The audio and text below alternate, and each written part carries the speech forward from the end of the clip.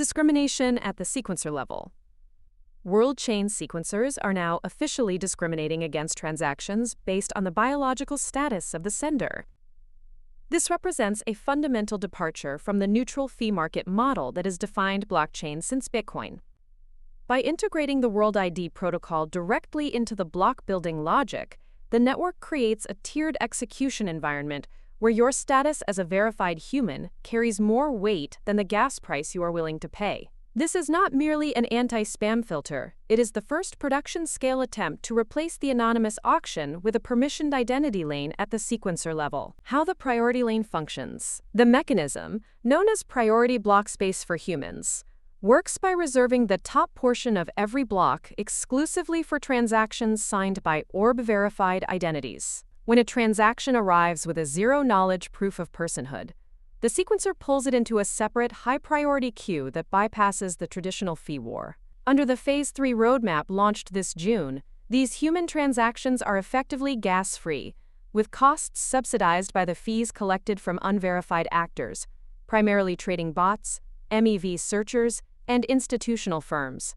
It is a socially engineered economy where the unproductive bot traffic pays for the productive human utility, effectively flipping the standard blockchain revenue model on its head. This design ensures that during periods of extreme network congestion, a human user can still claim a grant or execute a swap without competing against a high-frequency algorithm. The institutional exit risk. The engineering trade-off here is the abandonment of protocol neutrality. If bots and institutions are the only participants paying significant fees, they are essentially the customers of a network that treats them as second-class citizens. This creates a structural risk. If the tax on non-human activity becomes too high, the liquidity and volume that bots provide may simply migrate to other layer 2s, leaving the human-only lane with a shrinking subsidy pool. The part no one wants to say. The emergence of human priority block space signals a shift from proof of stake to proof of biology as the primary access layer for the agentic web. While the zero-knowledge architecture successfully decouples a user's biometric data from their on-chain history, the protocol still concentrates immense power in the hardware used for verification. We are moving away from the dream of a flat, permissionless internet and toward a bifurcated system where identity is the ultimate primitive for network inclusion.